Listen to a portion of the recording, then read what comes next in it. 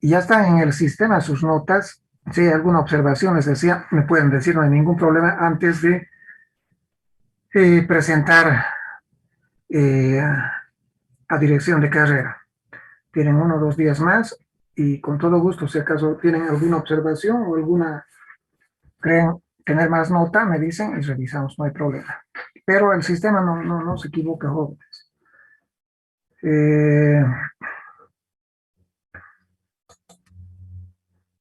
Ya. 100, en promedio entran de 160 a 180 y tengo 100, 220 alumnos más o menos. Es decir, que siempre han estado ausentes 40. Y también estoy seguro, jóvenes, que esos 40 van a reprobar. Jóvenes, asistan a clases, nada más, eso es lo único que les pido, que asistan a clases. Todas, absolutamente todas las preguntas que les he hecho, todas, están en los apuntes que ustedes toman. Yo les dije siempre, es en el texto mejor dicho, hay un texto que sí sirve de base, pero no es todo, les dije. Y también les he comentado que yo leo, les he dicho, pues me encanta leer, les dije, leo. Y pues suelo preguntar cosas actualizadas, como he hecho en este examen, les he preguntado cosas actuales. Entonces, si ustedes quieren leer solamente el texto, o los alumnos faltones quieren leer el texto solamente, están perdidos. Primero, porque no van a comprender. Y segundo, porque no está todo en el texto. Así que, moraleja, lean solamente lo que yo les estoy dando, nada más. Y no aprendan de memoria, Aprendan razonando, pensando. Ya saben qué tipo de preguntas hago. Y ese es el tipo de preguntas, jóvenes, que se hace en las pruebas de examen para la residencia médica. Sobre todo en el exterior, más o menos se parecen a estas preguntas. Así que empiecen también ustedes a ver qué tipo de preguntas les van a hacer en el extranjero. ¿Tienen alguna pregunta que hacer antes de empezar el tema? Doctor, una consultita antes de empezar el tema sobre las prácticas. Estábamos teniendo dificultades con el grupo con coordinar porque no estamos con la misma doctora de medicina legal. Entonces los del otro grupo están con el doctor, no me acuerdo qué doctor, pero ellos dan al mediodía y nosotros damos en la noche. Mañana ya nos vamos a poner de acuerdo a través de tu persona o les he dicho ¿qué apellida? Arroyo. Sí, una de las dos les he dicho que me llamen y mañana no van a dar la práctica. Vamos a ver si vamos a reemplazar. No, el jueves tenemos teoría. Si vamos a reemplazarla el día viernes o el día sábado. Bueno, Gracias, doctor. nos vamos a poner de acuerdo. ¿Alguna otra pregunta, jóvenes?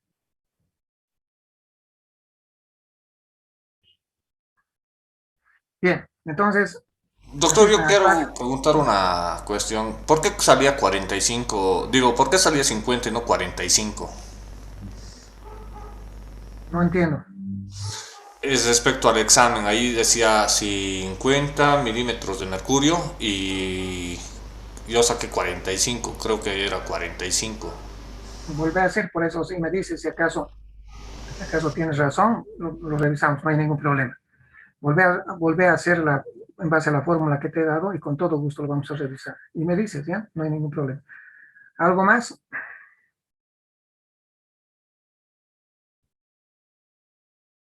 Ya, jóvenes.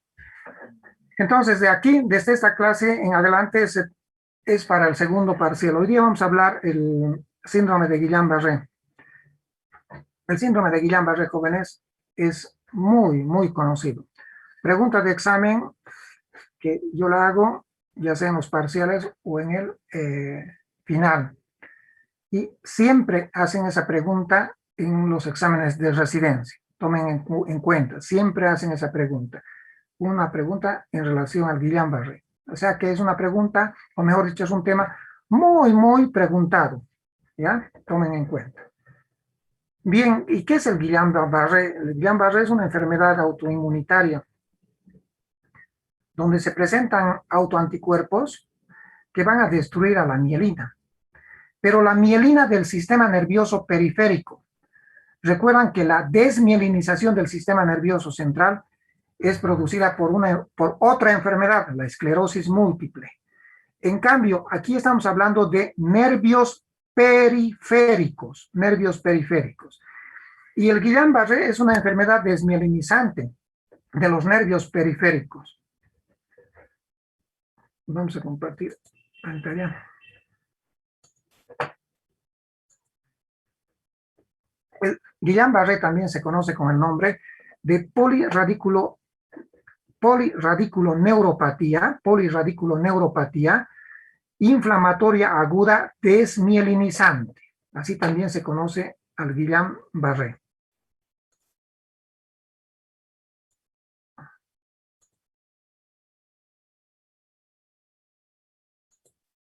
Listo. ¿Cuál es? Les decía, es una enfermedad desmielinizante del sistema nervioso periférico. Ustedes saben que la mielina en el sistema nervioso periférico lo llega a formar las células de Schwann. Y bueno, en esta enfermedad autoinmunitaria de etiología desconocida, se presentan autoanticuerpos que van a destruir esta mielina de los nervios periféricos. Su vida depende de estos tubos que lo mantienen. Pero antes de esto, les voy a exponer o presentar un caso clínico. A mí no me gusta hablar de memoria, así que vamos a presentar en la pizarra un caso clínico.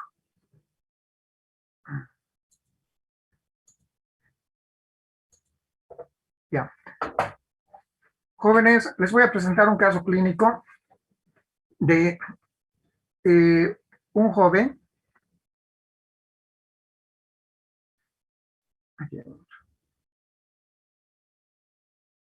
Varón de 22 años de edad. Este jovencito estudiaba tecnología en la Facultad de Tecnología, no sé qué carrera, pero era estudiante universitario, 22 años de edad, y como era estudiante de la universidad, un día de esos acude al seguro universitario estudiantil. Acude al seguro universitario estudiantil en la mañana diciendo que presentaba adormecimientos, parestesias en las extremidades inferiores. Él decía, se me adormece, doctor, al médico de emergencia, le dice, del seguro estudiantil universitario, le dice, doctor, desde en la madrugada se me está adormeciendo mis piernas, mis pies, ¿ya? Y me está empezando a doler mis pies, ¿ya? Parestesias, adormecimientos en las extremidades inferiores. Y dice también, y he notado también que estoy perdiendo la fuerza en mis piernas, doctor, más disminución de fuerzas.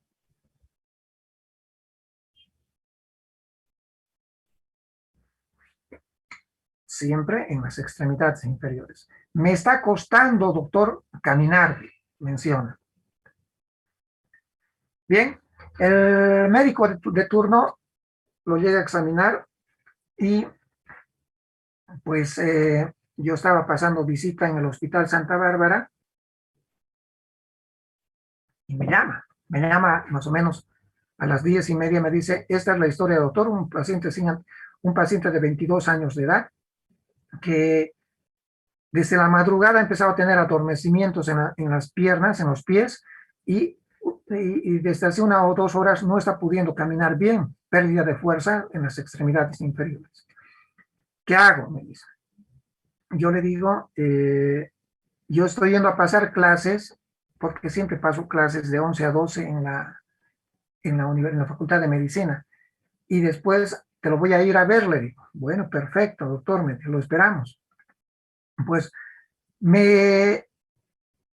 a las 12, a mediodía, cuando yo termino de pasar clases, me vuelve a llamar y me dice, doctor, el paciente está presentando también ahora adormecimientos en las manos, en las extremidades superiores.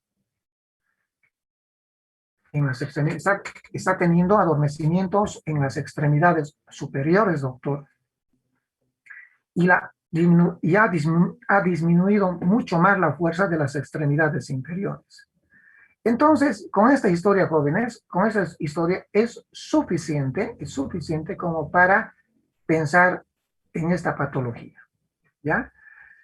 Bien, le digo entonces llevarlo al Hospital Santa Bárbara.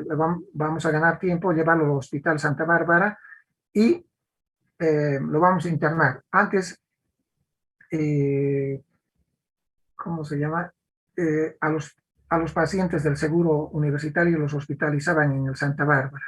Bueno, lo hospitalizan en el Hospital Santa Bárbara y a las 2 de la tarde voy y le miro al paciente y el paciente lo que tenía al examen era una disminución de fuerzas en las 4 extremidades.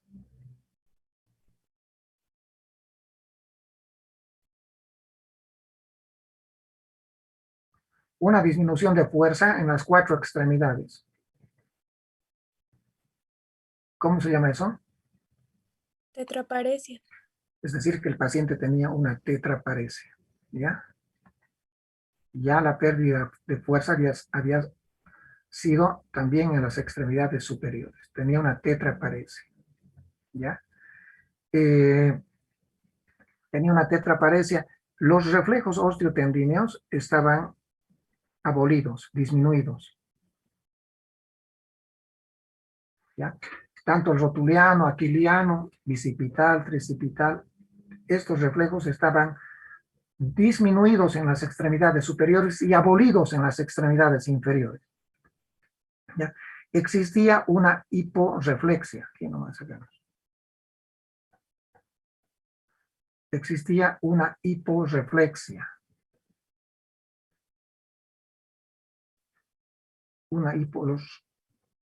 Entonces, a esto se llama, cuando los reflejos osteotendíneos están disminuidos, se llama hiporreflexia osteotendínea, ¿ya? Entonces, existía una hiporreflexia. Los reflejos osteotendíneos estaban disminuidos en las extremidades superiores y abolidos, les decía, ¿dónde? En las extremidades Inferiores. inferiores. Existía además una hipotonía muscular. Una hipotonía muscular en las 4 extremidades. Entonces, con este examen y el antecedente que teníamos, le hago una punción lumbar. Le hago una punción lumbar. ¿Ya? Y lo primero que veo es que el líquido es clarito, ¿no? Líquido claro. Cristal de roca, como ya saben ustedes. Claro. Y tengo que esperar 1 hora a 2 horas para el restante. ¿Qué es el restante, jóvenes? Las células, ver si hay Correcto. a glucosa y Correcto. proteínas. Correcto. Tengo que esperar el citoquímico, las células, las proteínas, la glucosa, porque eso demora 1 a 2 horas. Bien. Perfecto. Bien. Yo inmediatamente voy a pasar clases, porque también paso clases en la tarde. En la tarde voy a pasar clases a las 2 de la tarde, ¿ya? Y paso clases de 2 a 4 de la tarde. Y al volver, me dice, o veo, mejor dicho, que el paciente, su estudio, mejor dicho, del citoquímico es, vean. que las proteínas están 80 miligramos por ciento, que la glucosa está en 60 miligramos por ciento. Y me olvidaba que las células, aquí anotaremos, que las células eran 3 mononucleares. 3 mononucleares por milímetro cúbico. 3. Ya tengo el diagnóstico hecho. Su mamá, enfermera, y me dice, doctor, ¿qué tiene mi hija? Mi hijo, ¿qué tiene mi hijo? Pues señora, su hijo tiene una enfermedad que se llama Guillain-Barré. ¿Ya? Ya hemos hecho el diagnóstico. ¿Qué notan de patológico en el líquido cefalorraquídeo? Las proteínas. Esto está alterado. Las proteínas. En el Guillain-Barré, como vamos a ver más adelante, hay un aumento de las proteínas. El líquido es claro, la glucosa es normal y las células son normales. ¿Ya? Por este aumento de las proteínas y esta normalidad de las células, a este cuadro se conoce con el nombre de disociación albúmino-citológica. ¿Qué quiere decir? Disociación albúmino-citológica, que las albúminas, las proteínas están elevadas, pero las células están o son normales. Por eso se llama disociación albúmino-citológica. Bueno, ¿cuál es la evolución de este paciente? A las 2 horas este paciente empieza a presentar dificultad respiratoria. Inmediatamente le decimos al terapista, tengo un paciente que tiene un Guillain-Barré y necesito que lo hospitalices. Entonces lo hospitaliza, es asistido porque está presentando dificultad respiratoria, enseguida vamos a ver por qué. Y es conectado a un respirador, ventilación mecánica. Como ya tenemos el diagnóstico, además de ventilación mecánica, a este paciente le hacemos un tratamiento específico que consiste en colocar inmunoglobulinas endovenosas. ¿Ya? Se puede utilizar también plasmaféresis o inmunoglobulinas endovenosas. ¿Ya? Vamos a ver enseguida las dosis. Y bueno, está 5 días, más o menos una semana está en terapia intensiva, una semana, 10 días más o menos, creo que eran 10 días, no me acuerdo bien, pero bueno, en promedio está una semana.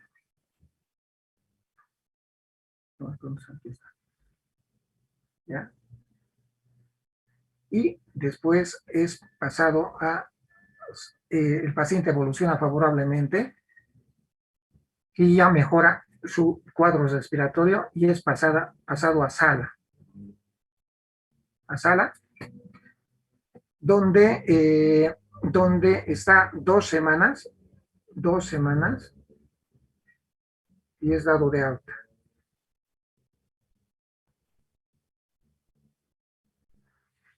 Y al momento del alta, el paciente ha mejorado su tetraparesia. El paciente, créanme jóvenes, esta tetraparesia ha llegado en 2-3 días, que estaba en terapia intensiva, créanme que ha llegado a hacer una casi tetraplegia, ¿ya? Tetraplegia. Pero felizmente, después de esos 7 a 10 días, ya mejora su respiración, les decía, y es trasladado a una sala, la sala de neurología, donde está 2 semanas. Y en el transcurso de estas 2 semanas, el paciente, desde luego, está estable en la parte respiratoria, ya moviliza sus extremidades inferiores y superiores. Ya puede movilizar las piernitas, los piececitos, las manitos, empieza a mover ya, no normalmente, no de todo normal. Y el paciente es externado, es dado de alta no se ha ido caminando, se ha ido en una sillita de ruedas, movilizando las manos, no podía caminar, se ha ido en sillita de ruedas y más o menos ha vuelto a sus controles a los 15 días, 30 días, control ambulatorio.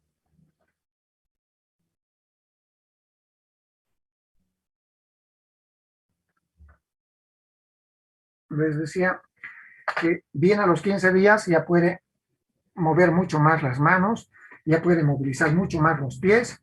A los 30 días está ya parándose con apoyo, a los 30 días. A los 60 días ya está caminando con apoyo. A los 3 meses y prácticamente esa tetraparesia ha revertido. El paciente ya deambula solo, hace sus actividades normales y se integra a su vida cotidiana. Este es el caso típico, jóvenes, de un Guillain-Barré. El Guillain-Barré, que les decía, es una enfermedad autoinmunitaria, más frecuente en los varones, un poco más frecuente en los varones, es un poco más frecuente en los adultos jóvenes adultos, y en los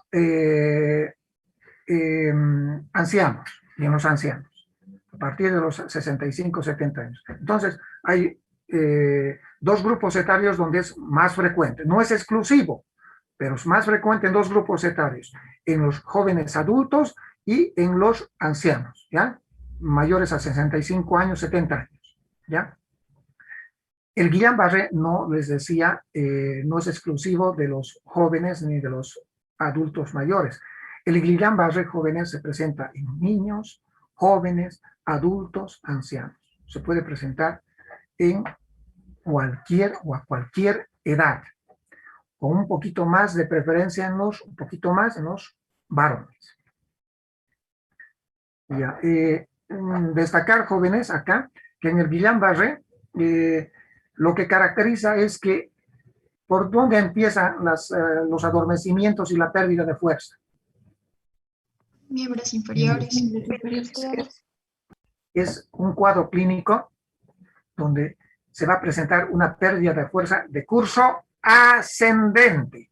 Empieza en los pies, piernas, ¿ya? Luego asciende a las extremidades superiores. Tiene un curso ascendente. En el Guillain-Barré hemos visto que los reflejos están disminuidos o abolidos, ¿ya? Y destacar la disociación albúmino-citológica. Que el Guillain-Barré no siempre, pero algunas veces pueden comprometerse los nervios de la respiración, los nervios que inervan a los músculos respiratorios. ¿Cuáles son esos nervios? Nervio frénico y intercostal.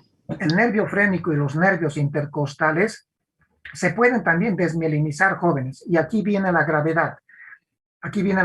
Cuando se desmielinizan estos nervios, el nervio frénico, los nervios intercostales, el paciente, como en nuestro caso, va a empezar a hacer insuficiencia respiratoria. Y en estos casos debe ser trasladado a terapia intensiva. El Guillain-Barré, como vamos a ver más adelante, tiene un buen pronóstico, ¿ya? Porque más o menos en un 85% se recuperan completamente, totalmente. Tarda, sí, pero se recupera. Con paciencia y con un buen control y tratamiento, mejora. Bueno, ahora sí vamos a presentar las diapositivas.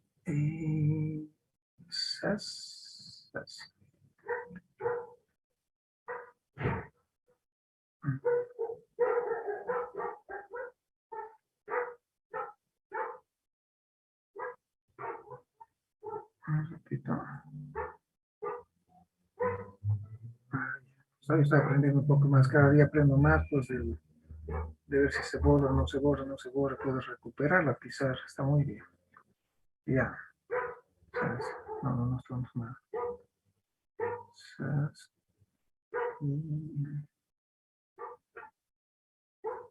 Ya.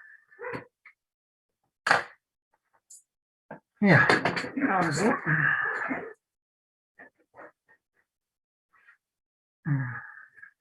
Cartagena tienes una falta.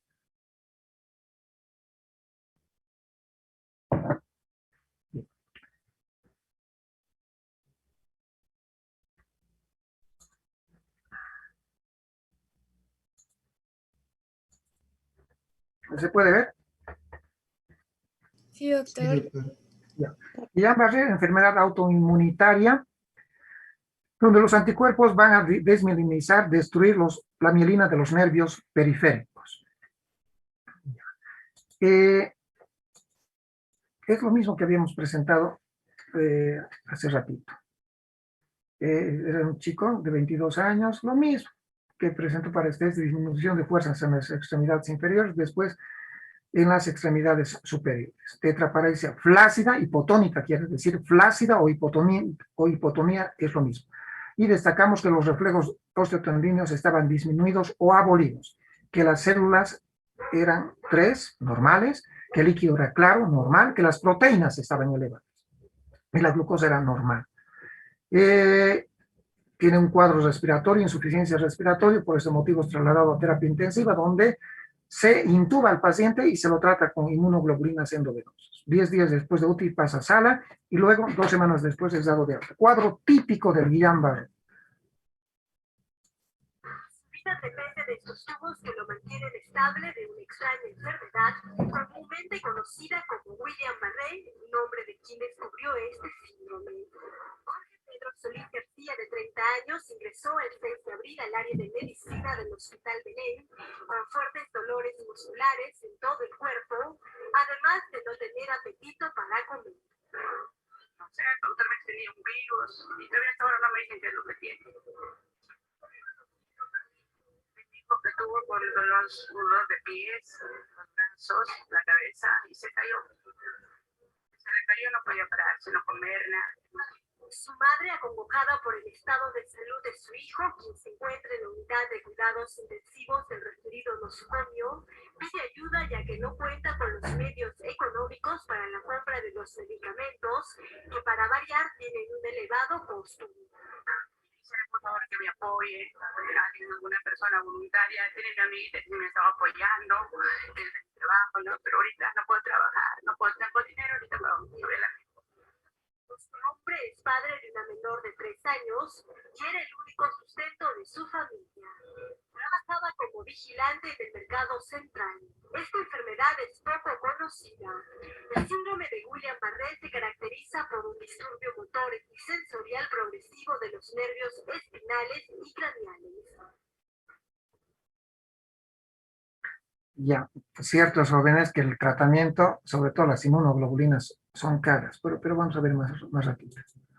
Bueno, ¿en qué consiste el Guillain-Barré? Tiene un comienzo agudo, por eso también se llama polirradiculoneuropatía desmielinizante aguda. Y este comienzo agudo se caracteriza por una disminución de fuerzas, una debilidad muscular progresiva más severamente proximal. Nosotros en las extremidades tenemos 2 segmentos, el proximal, que es el hombro y el brazo, y el distal, que es el antebrazo y la mano.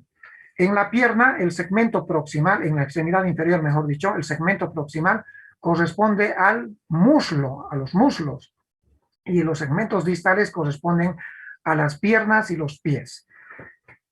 En el Guillain-Barré se afecta tanto la musculatura distal como proximal, pero de preferencia o mayormente la proximal, de predominio proximal.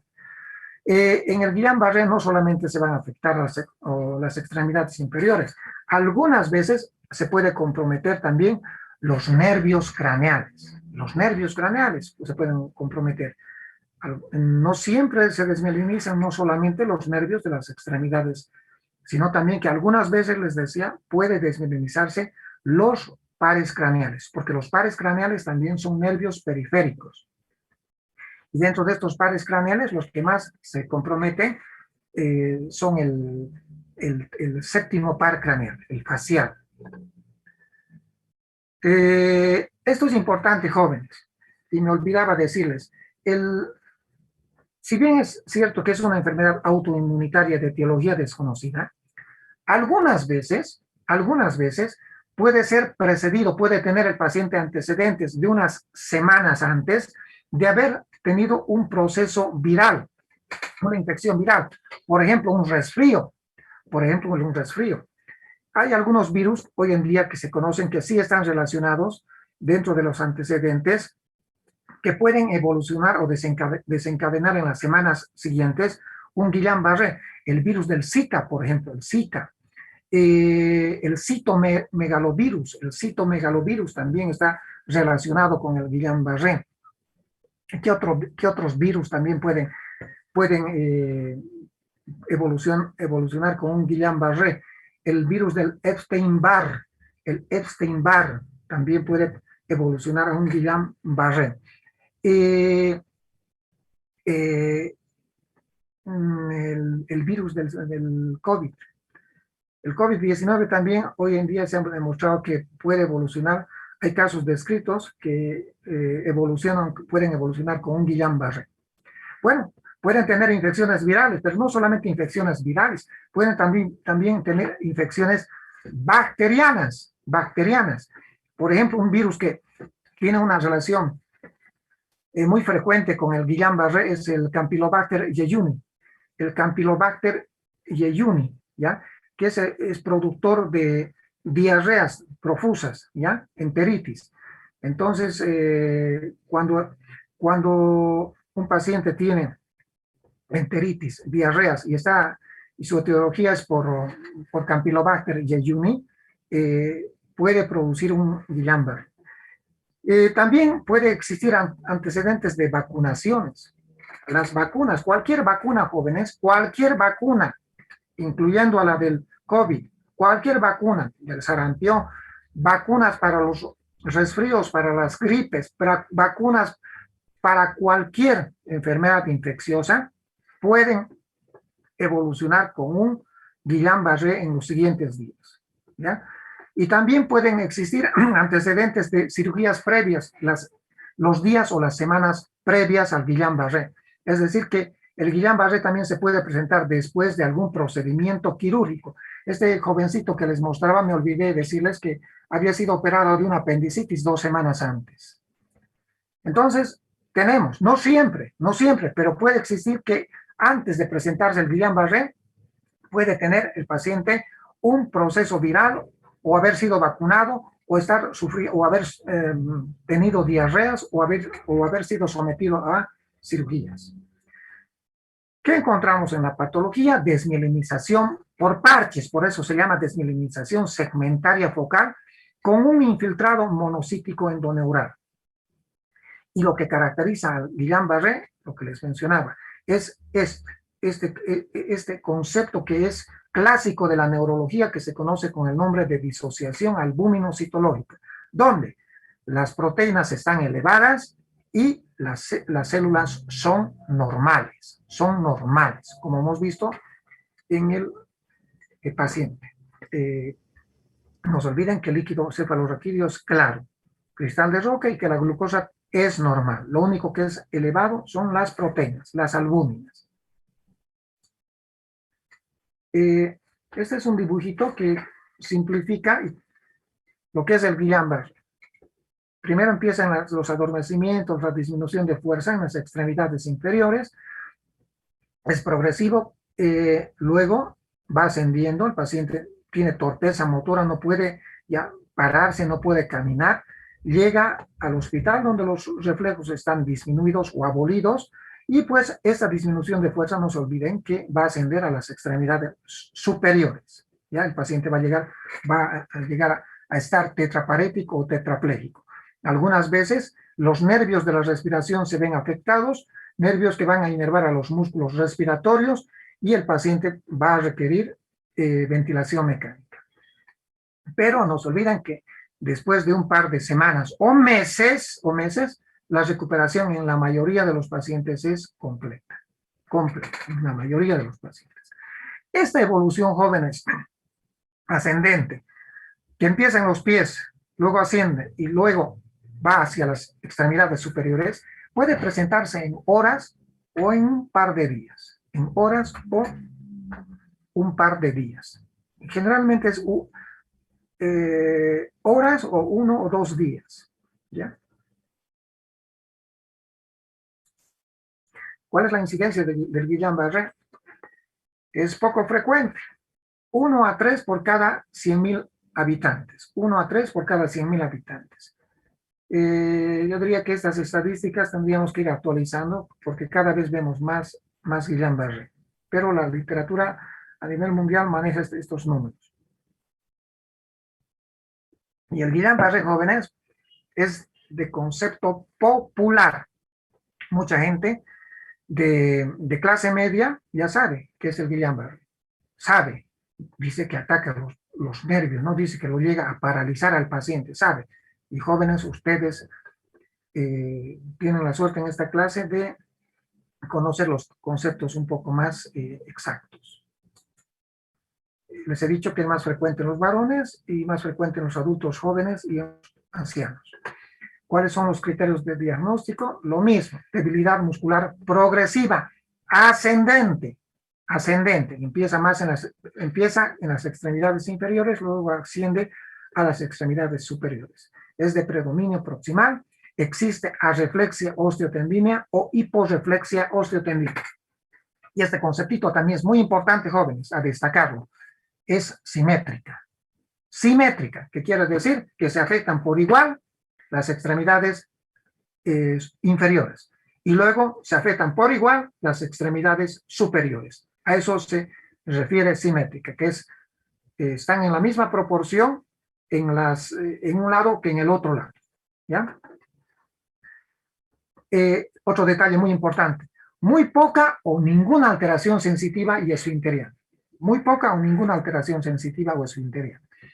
Le hacemos el examen, le tocamos al paciente la sensibilidad táctil, le pinchamos sensibilidad dolorosa en las 4 extremidades y el paciente perfectamente siente. Es decir, que no hay alteración sensitiva. Y los esfínteres también están conservados.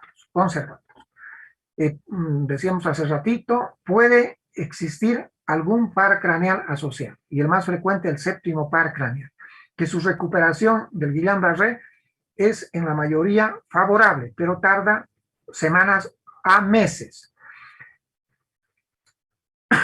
Algunas veces se pueden comprometer los nervios autonómicos, los nervios parasimpáticos y simpáticos, produciéndose una disfunción autonómica. Y esta disfunción autonómica puede caracterizarse por hipertensiones arteriales, o lo contrario, hipotensiones arteriales, hipotensiones ortostáticas, bradicardias, o lo contrario, taquicardias. Pueden también producir estas disfunciones autonómicas arritmias cardíacas. El detalle que repetimos ya varias veces, un detalle muy importante es la disociación albúmino-citológica.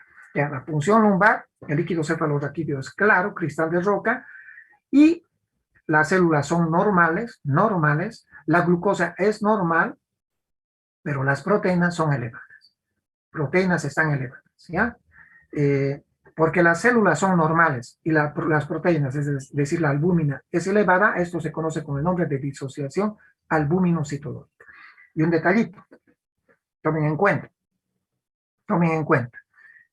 Esta disociación albúmino-citológica puede algunas veces no verse en la primera semana. En los primeros 7 días puede no verse la disociación albúmino-citológica, es decir, que en la primera semana puede ser el líquido cefalorraquídeo totalmente normal, incluyendo las proteínas, normal. Entonces, en estos casos, jóvenes, ¿qué es lo que hacemos? Hacemos este otro examen. Este otro examen se conoce como un estudio electrofisiológico que se llama medir la velocidad de conducción nerviosa. Ver cómo están los nervios periféricos en cuanto a su velocidad, ¿ya? Y se supone que quien transmite la velocidad es la mielina, como van a estar disminuidos. Y lo primero que aparece, jóvenes, es esto, inclusive en estadios precoces, que dentro de esta disminución de velocidad se mide esta ondita, que es la onda F. la onda F está disminuida o abolida. Entonces es un dato que nos dice, este es un Guillain-Barré. El estudio que apoya al diagnóstico, entonces, es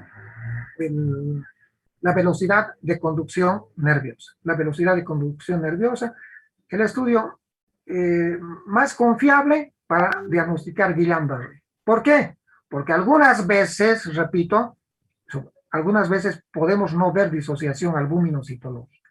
Entonces, directamente, si el paciente puede realizarse o el hospital cuenta con este estudio, directamente le hacemos la velocidad de conducción nerviosa, donde vemos que las ondas F están disminuidas o abolidas. ¿Ya? Disminuidas o abolidas. Seguimos. Lo que hemos hablado, ¿no? Algunas veces existen antecedentes de algunas infecciones bacterianas, este bacilo gram negativo, como el Campylobacter jejuni, virales, el citomegalovirus, el virus del SIDA o el virus del Epstein-Barr. También mencionar o añadir al virus del Zika y el virus del COVID-19.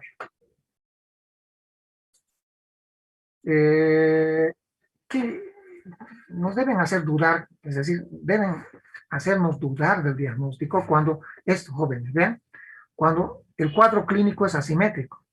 Es decir, por ejemplo, que está en una extremidad superior izquierda y en la extremidad inferior derecha. Esto es asimétrico, qué raro, no. El Guillain-Barré es simétrico.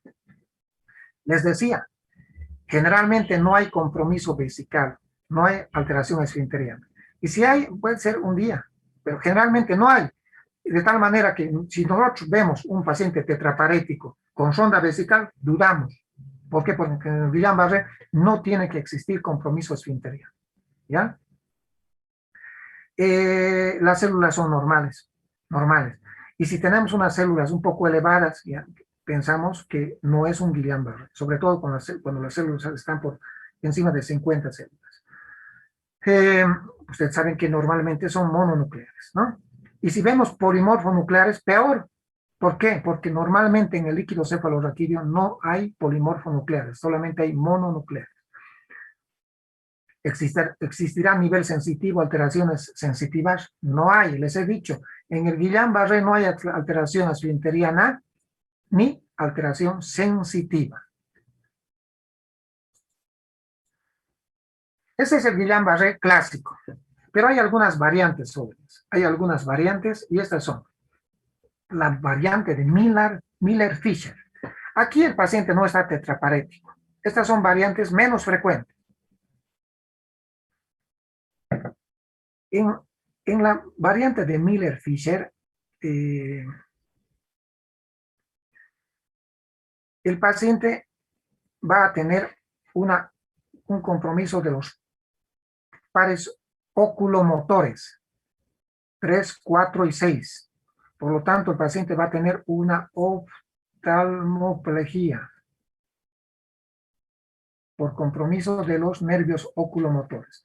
Oftalmoplegia. Y el paciente va a tener una ataxia de la marcha. Y el paciente va a tener una arreflexia osteotendínea. Esa es la triada del Miller-Fisher. ¿Ya? Vean que acá, en el Miller-Fisher, el paciente no está tetraparético. En el Miller-Fisher, ¿qué es lo que pasa? Los nervios oculomotores se comprometen el 3, el 4 y el 6. ¿Ya? Son los nervios que nos permiten movilizar los ojos hacia arriba, hacia abajo, hacia afuera, adentro, etcétera, etcétera, que vamos a ver mucho más adelante. Existe una oftalmoplegia, ¿ya? El paciente no camina bien, una ataxia de la marcha, y los reflejos osteotendíneos están disminuidos o abolidos. Esa es la triada del Miller-Fisher. Acá en el Miller-Fisher, también destacar que se ha detectado categóricamente la presencia de anticuerpos. Se puede en esta variante ver anticuerpos contra los gangliósidos, contra el gangliósido KUB, así se llama. Q 1B, mejor dicho, Q1B. Ese es el anticuerpo característico del Miller-Fisher. Estos anticuerpos específicos no se han determinado en todas las variantes del Guillain-Barré. Ni siquiera en el mismo Guillain-Barré no podemos determinar anticuerpos específicos. ¿Ya? Esa es una variante, la variante de Miller-Fisher. La otra variante se llama la neuropatía axonal aguda motora. ¿Ya? Miren jóvenes, el Guillain-Barré es principalmente desmielinizante, les he dicho, ¿no? Pero miren, en estas variantes también se pueden afectar, ¿qué cosa? Los axones, los propios axones. Recuerdan que los axones están cubiertos, envueltos de mielina. En el Guillain-Barré clásico se afecta la mielina, por eso es una polineuropatía desmielinizante. Pero en algunas variantes se puede afectar el propio axón, ¿ya? Y a esta variante se conoce con el nombre de neuropatía axonal aguda motora, ¿ya? Pero también se pueden afectar los axones motores y sensitivos, y esto se conoce con el nombre de neuropatía axonal aguda motora y sensitiva, ¿ya? Decirles que en la variante axonal aguda motora también hay anticuerpos específicos contra los gangliósidos contra el gangliósido M1, contra el gangliósido D1A y contra el gangliósido D1B.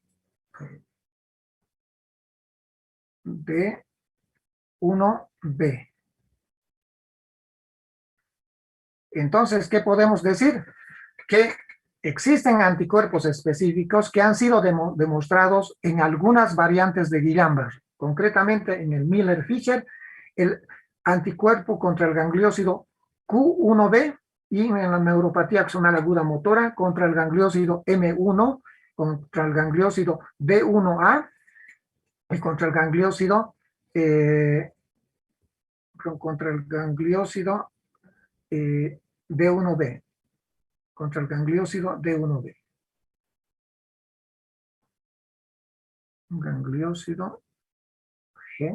Gangliósido D1B. Ya, de estas variantes jóvenes, esta variante, la motora sensitiva, tiene mal pronóstico, porque su recuperación es parcial, mal pronóstico.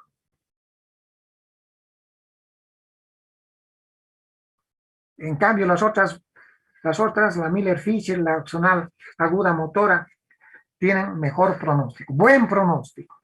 Y el Guillain-Barré clásico, el que hemos descrito, ese tiene buen pronóstico. Les he dicho, 85% se recupera.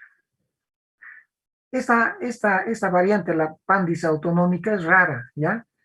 Es rara, pero también hay que tener cuidado porque si se compromete el sistema nervioso autónomo, el paciente, no se olviden que puede hacer arritmias cardíacas, entonces pueden hacer hipertensiones arteriales.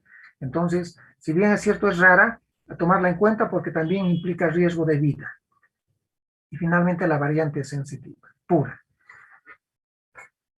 Ya, digamos.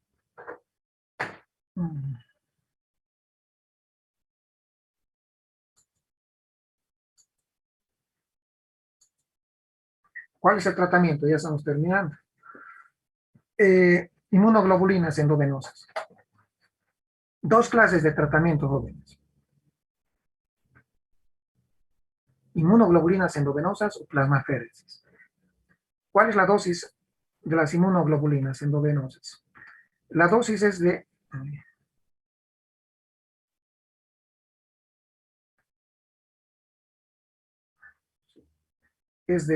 400 miligramos kilogramo peso por día. Si quieren, que lo mismo, 0,4 gramos kilogramo peso por día. Lo mismo, ¿ya? Lo mismo. 400 miligramos kilogramo peso por día durante 5 días. Nosotros realizamos 5 días de tratamiento. Las ampollitas vienen de 5 gramos. El frasco, el frasco ampolla, viene de frasco ampolla de 5 gramos. A ver, hagamos un cálculo rapidito. Si un paciente pesa 70 kilos, ¿cuánto le vamos a dar por día? 28, ¿Cuánto? 28 gramos. 28 gramos. 28 gramos. Es decir, ¿cuántas ampollas vamos a usar? 6. 6, doctor. Correcto. Más o menos vamos a usar 6 ampollas. Más o menos. 6 ampollas. Y por los 5 días, 30 ampollas. ¿Se entiende, no? 30 ampollas. Otra vez, 400. Si el paciente pesa 70 kilos, 400 por 70, ¿cuánto es? Ya pues multipliquen. ¿Cuánto es? 28.000 miligramos. Ya. ¿Y cuántos gramos será? 28 gramos. 28 gramos, pues. 28 gramos. Sí. ¿Cuántos frascos vamos a usar entonces? Más o menos 6, 5 por 6, 30, ¿no es cierto? 30 gramos. Entonces vamos a usar más o menos 6 frascos en este paciente. 6 frascos, ¿ya? Aproximadamente.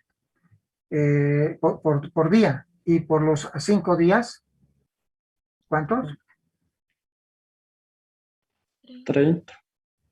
Claro, pues. Es decir, estamos mal. 28 gramos, ¿no es cierto? ¿Estamos de acuerdo o no? 28. Cada frasco tiene 5 gramos. Vamos a usar, entonces, ¿cuánto? 6 frascos. 6 frascos. 6 frascos.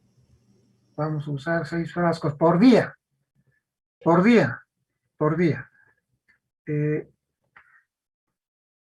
día, 6 frascos vamos a usar. Y 6 frascos. Y en 5 días, 30 frascos. 30. más o menos, por eso les he dicho, por 5 días, 6 frascos al día. ¿Ya? Y por 5 días, entonces 6 por 5, 30 frascos. Eso más o menos vamos a usar. Pero el problema, jóvenes, de las inmunoglobulinas es que es caro. El tratamiento de los 30 frascos aproximadamente cuesta alrededor de más o menos unos 5 a 6 mil dólares. Más o menos. Dólares. Más bien, las cajas, los seguros sociales, seguro universitario, Caja Nacional de Salud, ya cubren el sistema de salud en las cajas, en las seguridades sociales, repito, Caja Nacional, Seguro Universitario cubre las inmunoglobulinas. Desgraciadamente en los hospitales públicos los seguros no cubren, los hospitales públicos no cubren. Bueno, ese es el tratamiento en cuanto a las inmunoglobulinas.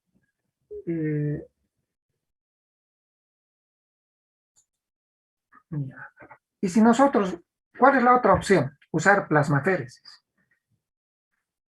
Plasmaféresis. ¿Saben? Se realiza esto con un equipo de plasmaféresis. ¿Y este equipo qué es lo que hace? Es un equipo que recicla, es decir, la sangre se va a este equipo de plasmaféresis y este equipo de plasmaféresis, ¿qué es lo que hace? Elimina el plasma sanguíneo y recupera el paquete globular, los glóbulos rojos, blancos, plaquetas, los devuelve a nuestro cuerpo. Es decir, el equipo de plasmaféresis lo que hace es eliminar el plasma y retornar al cuerpo sus glóbulos rojos, glóbulos blancos y plaquetas, ¿ya? Eso es lo que se hace con la plasmaféresis. ¿Cuál es el principio? El principio es, jóvenes, si es una enfermedad autoinmunitaria, donde están anticuerpos, ¿dónde están los anticuerpos que están destruyendo la mielina? Pues en la sangre, en el plasma. Entonces, estos anticuerpos que están en el plasma hay que desechar, hay que eliminarlos a través de la plasmaféresis. La plasmaféresis.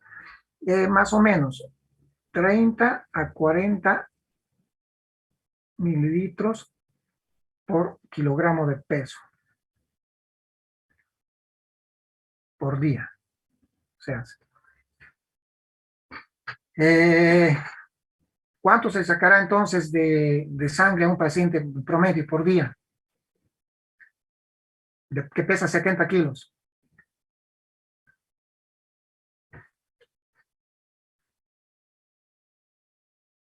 ¿Por sesión o por día? Es lo mismo. ¿Cuántos jóvenes vamos a sacar? 280. 30 por, pongamos que pese 70, ¿cuánto es? 210 entonces sería. Como 210. 2800. 2100. 2100. Es decir, más o menos vamos a sacar 2 litros. Y si pesa 40, 2800. Es decir, que en promedio sacamos de 2 a 3 litros. De 2 a 3 litros. La plasmaféresis, a diferencia de las inmunoglobulinas, se hace interdiario, es decir, cada 2 días, durante 5 sesiones. En cambio, las inmunoglobulinas es diario. ¿Cuántas sesiones en la plasmaféresis? Les decía 5. 5 sesiones.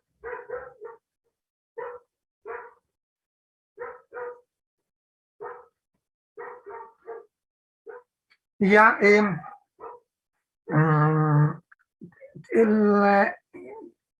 entre uno y el otro, entre la inmunoglobulina y la plasmaféresis, el resultado, jóvenes, es el mismo, idéntico. Es decir, que la eficacia es similar. Es similar. ¿De acuerdo? Entonces, ¿qué usar? Depende, pues, depende de qué. Si tiene plata, denle inmunoglobulinas. Si el seguro le cubre, inmunoglobulinas.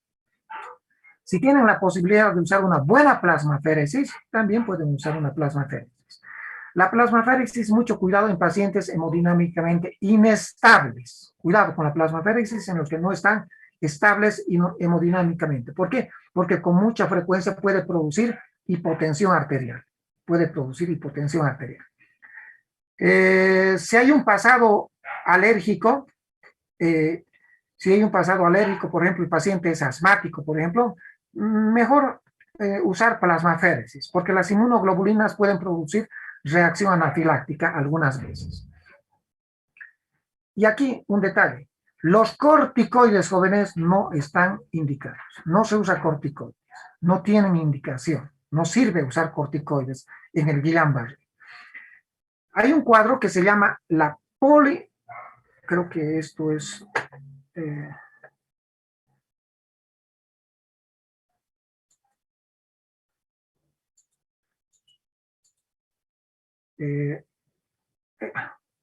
no.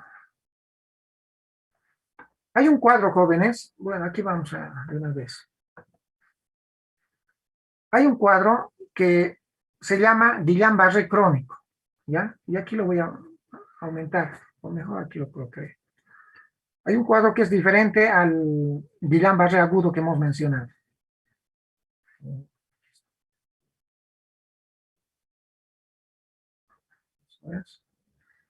Este cuadro que vamos a notar se llama Guillain-Barré crónico. Guillain-Barré crónico. El Guillain-Barré crónico. ¿Cuándo se llama Guillain-Barré crónico? Cuando Guillain-Barré, jóvenes, este agudo que estamos mencionando, el que hemos visto hasta ahora, cuando el Guillain-Barré agudo no mejora y se prolonga en el tiempo, no mejora o empeora y se prolonga más de 2 meses,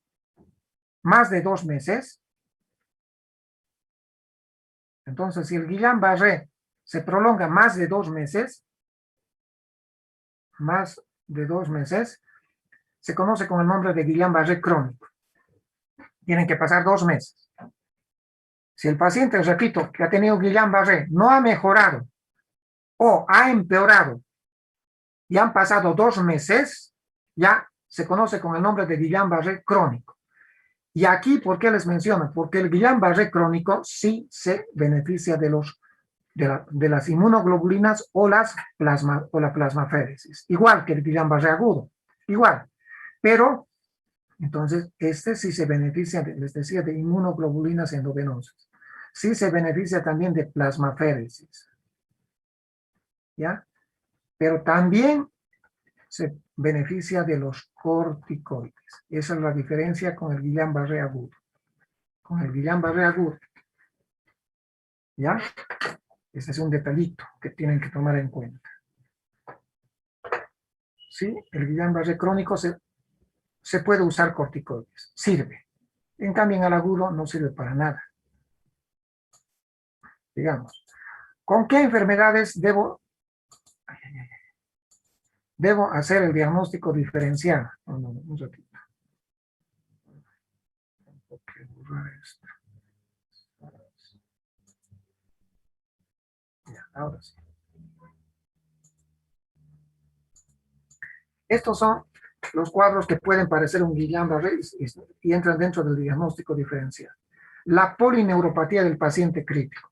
Pacientes que están jóvenes en terapia intensiva, que están 10, 15, 20, 30 días, ¿ya? Cuando despiertan, salen del estado comatoso, pueden estar paralizados, es decir, tetraparéticos o tetraplégicos.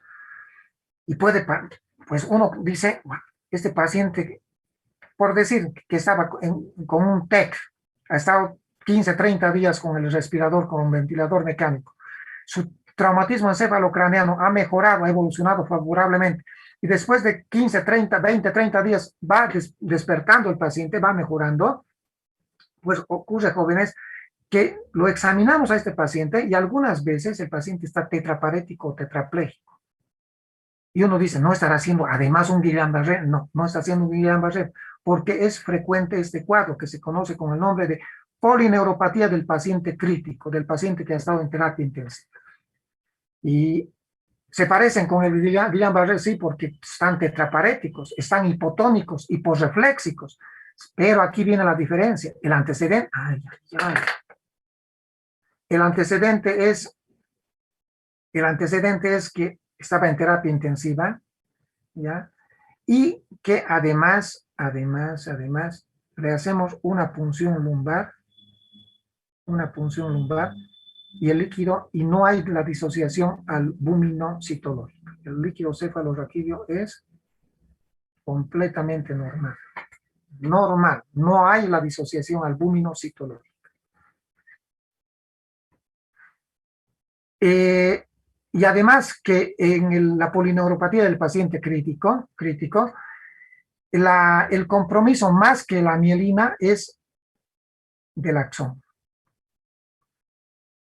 Es una polineuropatía, a diferencia del Guillain-Barré, más axonal que desmielinizante. Otro cuadro que debe diferenciar, a veces cuando las personas inhalan algunos pegamentos que contienen hexacarbonos, jóvenes pueden llegar a tener una polineuropatía, es decir, pueden llegar a tener una tetraparesia. Los hexacarbonos presentes en los pegamentos. Este cuadro, la porfiria intermitente aguda, también puede presentar una tetraparesia, es decir, una polineuropatía en las 4 extremidades. Pero además de tener una tetraparesia, es decir, una polineuropatía, en la porfiria intermitente aguda, además hay frecuentes dolores abdominales. El botulismo también puede producirnos una tetraparesia. El botulismo es frecuente, vamos a ver más adelante, en los niños, puede presentarse en los jóvenes, en los adultos, en los ancianos, ¿ya? Lo más frecuente, cómo se contrae, cómo se produce el botulismo a través de la ingestión de algunos alimentos, pescado, conservas, etcétera, etcétera. Vamos a ver más adelante botulismo. Pero aquí la tetraparesia, jóvenes, es de curso descendente. ¿Qué quiere decir, jóvenes?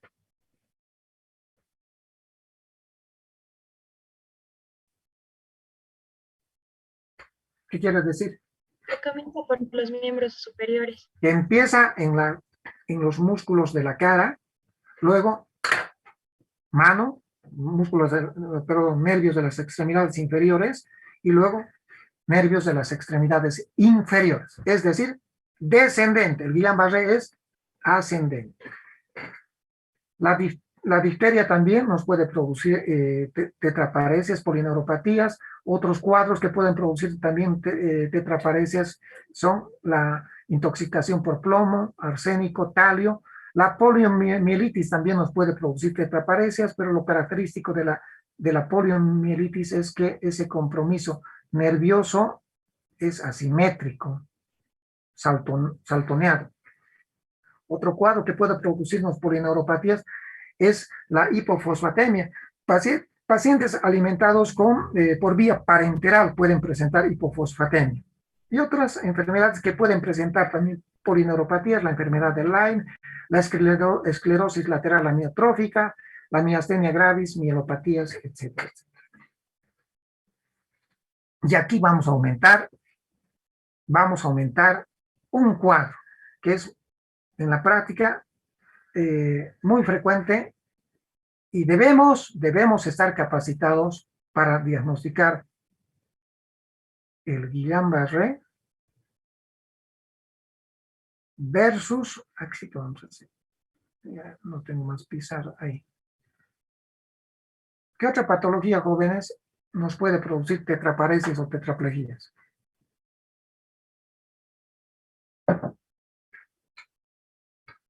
Ustedes ya saben. El síndrome piramidal. ¿Cómo? ¿El síndrome piramidal? Sí, va por ahí. Va por ahí. ¿Qué lesión o a nivel de qué parte del sistema nervioso central se puede presentar una tetraparesia?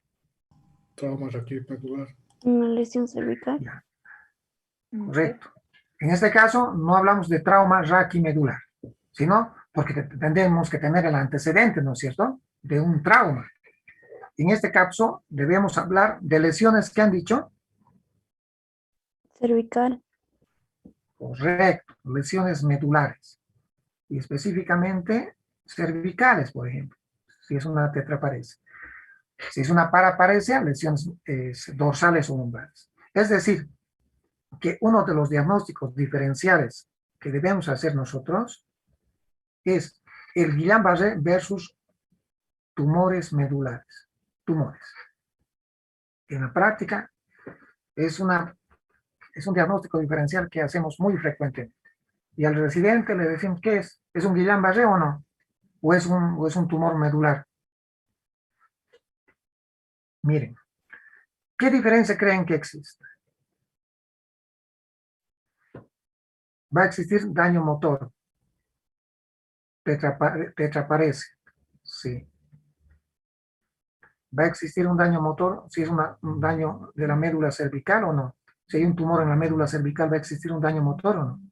Sí. Sí, claro, pues, si hay un tumor dentro de la médula, el paciente va a estar tetraparético. Pero, si es un tumor medular, jóvenes, si es un tumor medular, el tumor agarra todo lo que encuentra a su paso. Pues no solamente se van a afectar las vías piramidales, sino que también se van a afectar Las vías sensitivas. Entonces, va a existir un compromiso, una alteración sensitiva en las 4 extremidades: hipoalgesias, analgesias, hipoestesias, anestesias. Va a existir una alteración sensitiva. ¿Y qué también va a existir? Alteración de esfínteres. Y los esfínteres van a estar comprometidos. En esfínteres. En cambio, en el Guillain-Barré, ¿qué les he dicho? Están conservados. Están conservados. Tanto la sensibilidad como los esfínteres. Por eso les decía, jóvenes, cuando ingresa un paciente y está paraparético, tetraparético, y veo que tienes la sonda vesical, ya, yo dudo, ese paciente es muy poco probable que sea un Guillain-Barré. más apunta a un tumor medular. ¿Qué más? ¿Qué más?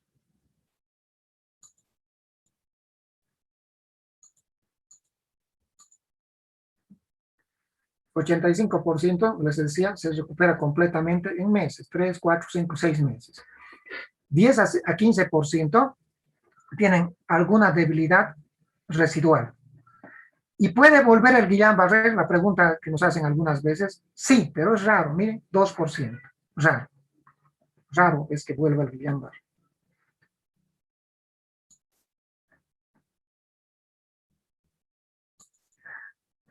Listo, jóvenes. Eso es lo que he querido transmitirles. Sencillito el Guillain-Barré. ¿Quieren hacerme alguna pregunta? Doctor, ¿las variantes que nos mencionó tienen la misma clínica? ¿La qué? ¿La misma clínica que el Guillain-Barré clásico? ¿A las variantes? No, no tienen. A ver, el Miller-Fisher, ya saben, no tiene nada de tetraparese, no. Las que se pueden parecer a la clásica son la variante axonal motora, ¿ya? Y la variante axonal motora y sensitiva. Sí, se pueden parecer. Sí, la axonal motora y la axonal motora sensitiva. Sí, se pueden, tienen tetraparese. Sí tienen tetraparese. ¿Y cómo determinamos estas variantes? A través de la velocidad de conducción nerviosa, jóvenes. A través de la velocidad de conducción nerviosa. Por eso es muy importante, además de llegar al diagnóstico, con la velocidad de conducción nerviosa, es muy importante también para ver qué tipo de Guillain-Barré es. Si es el clásico, desmelanizante quiero decir, o si es alguno de los axonales. Porque si es, ya saben, el axonal es el motor sensitivo, porque tiene un mal pronóstico, ¿no es cierto? ¿Algo más? Buenas noches, doctor. Yo he tenido un familiar con Guillain-Barré hace unos años. Y en cuanto a la recuperación, fuera de los controles periódicos, aparte hacía fisioterapia igual, pero hace unos 2 años, esto ha sido el 2008, perdón. Hace unos 2 años ha empezado de nuevo con debilidad en una de las piernas, pero no han sabido decirle si es relacionado con el Guillain-Barré que ha tenido o no. Bueno, puede ser una recurrencia, ya has visto, 2% de los Guillain-Barré recurren, puede ser. Hemos visto alguna vez, rara es la recurrencia. Entonces, ¿cuál es la sugerencia, León Navarro? Que se haga una electromiografía. Y la velocidad de conducción nerviosa, que se haga una velocidad de conducción nerviosa, y ahí se va a ver, porque en la velocidad de conducción nerviosa salen también, ¿cómo se llama? Salen, si es crónico su lesión, o si es actualizada, si es reciente su lesión. Doctor, ¿y hay algún factor genético o hereditario, no? No, genéticos que yo sepa, no. Hay esos antecedentes que te he dicho, pero factores genéticos no los he leído. Y yo leo harto, ya sabes.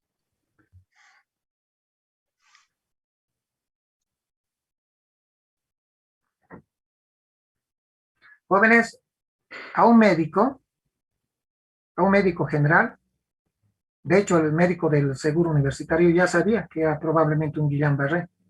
¿Ya? Cuando me llama, ya sabía que existía esa probabilidad. A un médico general no se le debe ir un Guillain-Barré, no se le puede ir un Guillain-Barré. No se le puede ir porque no se olviden que implica riesgo de muerte. Si no lo diagnostican en el transcurso de las horas, ese paciente puede hacer un compromiso de los nervios respiratorios, un compromiso respiratorio. Puede hacer una insuficiencia respiratoria y se puede morir si acaso no es asistido. Así que mejor pequen siempre de exagerados. Ya saben, si un paciente tiene debilidad en las piernas, adormecimiento en las piernas, y esa debilidad o adormecimiento está ya en las manos, piensen, lo primero que hay que pensar, aunque se equivoquen, es en un Guillain-Barré, hasta descartar o demostrar lo contrario. ¿De acuerdo? Vamos a vernos el partido, jóvenes. Doctor, buenas noches. Sí, dale. No, es sobre un tema ya anterior, que es el Parkinson. Y quería saber si estos pacientes adoptan también una posición, ¿no? Una actitud que es el incurvado. Quería saber desde qué estadio ya está presente o puede haber ausencia de que estos pacientes estén incurvados y estén con la mirada normal. Ya conocen los estadios, José Luis, en los estadios. En el estadio 1 no están tan flectados, incurvados como dices, ¿no? No están tan flectados. Ya a partir del estadio 2 y sobre todo en el estadio 3 ya tienen esa flexión dorsal. Pero más que eso, José Luis, es importante que sepas que en el Parkinson el comienzo es asimétrico, empieza en un lado, ¿no? No empiezan en los dos lados, en un lado, y se caracteriza porque tiemblan, ¿no? O pueden temblar o están duros, ¿no? Rigidez, o están lentos, ¿ya? Bradiquinesia. Pero es así, el comienzo es asimétrico. Grado 1, ¿no es cierto? Con y Yar, ¿te acuerdas, no? Grado 1. Si va al otro lado, los dos semicuerpos ya se afectan, grado 2. ¿Eh? Bueno, gracias, doctor. Eso era todo. Doctor, buenas noches. Una pregunta. ¿Puedo solicitar, por ejemplo, tomografía para descartar otro diagnóstico? Perdón, Taina, no te he escuchado. Le decía que puedo solicitar, por ejemplo, tomografía para descartar otro diagnóstico. En el Guillain-Barré, si es clásico, no, tienes que hacer la punción lumbar. ¿Ya? Tienes que hacer la punción lumbar. Pero, ¿cuándo? A ver, te voy a devolver la pregunta, Taina. ¿Cuándo pedirías una tomografía o una resonancia de columna cervical? Cuando estoy sospechando de una lesión medular. Cuando sospechas de una lesión medular, que al igual que en el Guillain-Barré hay pues tetraparesias, tetraplejías, correcto. Pero si además de eso hay, ¿qué cosa, Taina? Taina, ¿qué más vas a encontrar para pedir una resonancia cervical, además de tetraparesias? ¿Me entiendes o no? No, a ver. Si sospechas de un Guillain-Barré clásico, no vas a pedir resonancia cervical, ¿no? Pero si tienes un paciente que está tetraparético, ¿cuándo le vas a pedir resonancia o tomografía? Mejor, resonancia nuclear magnética cervical. ¿Cuándo? Cuando además de la tetraparesia que tenga. Pues ya te he enseñado, pues, diagnóstico diferencial. A ver, que cuando tenga que Saraí Dagme Soto.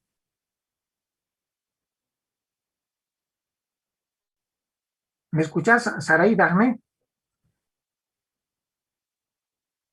Sí, doctor. Dale, a ver, ¿cuándo pedir, ayúdale a Taina? Si un paciente está tetraparético y dices, no, este paciente debe tener una lesión en su médula cervical porque está tetraparético, yo no creo que sea Guillain-Barré, le voy a pedir una resonancia. ¿Qué te hace sospechar que tenga una lesión medular? Y ahorita les he enseñado, pues. La sensibilidad alterada. Correcto, cuando el paciente tenga alguna alteración sensitiva, cuando tenga un nivel sensitivo, cuando no sientan o sienta poco en las manos y en los pies, cuando tenga alteraciones sensitivas, o cuando también... Un antecedente. Esfínteres comprometidos. Claro, cuando tiene los esfínteres comprometidos. Si ves a ese paciente que está tetraparético, lo ves que está con sonda, hay sospecha que no es un Guillain-Barré, sospechas que es un tumor medular. ¿Comprendido, Taina? Sí, doctor, gracias. Pues sería una vergüenza que pida tu resonancia. Pero está bien, tal vez tu pregunta. Hoy en día también se puede pedir resonancia magnética en el Guillain-Barré. Creo que a eso iba tu pregunta. En algunos Guillain-Barré se puede evidenciar, no es, pero jóvenes, no es obligación hacer una resonancia magnética. Pero algunos Guillain-Barré se ha demostrado que en la resonancia magnética, concretamente en las raíces, ustedes saben que las raíces es, ¿dónde es la inflamación? A ver, aquí vamos a entrar de acuerdo. Escúchenme, Blanca Odalis, Mamani. El Guillain-Barré es, con esto vamos a terminar, es una poliradiculoneuropatía desmielinizante aguda. Principalmente, ¿dónde se desmieliniza? ¿En qué parte de los nervios periféricos? Ya cualquiera. En la raíz. Las raíces nerviosas. En las raíces, por eso se llama poliradiculoneuropatía desmielinizante. En las raíces. ¿Y las raíces dónde nacen? ¿Dónde empiezan?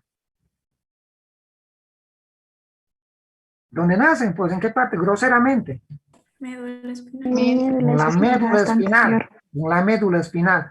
Ahí se están desmielinizando. Por eso es que cuando ustedes hacen la punción lumbar, es en la médula espinal donde está existiendo esta desmielinización, esta inflamación.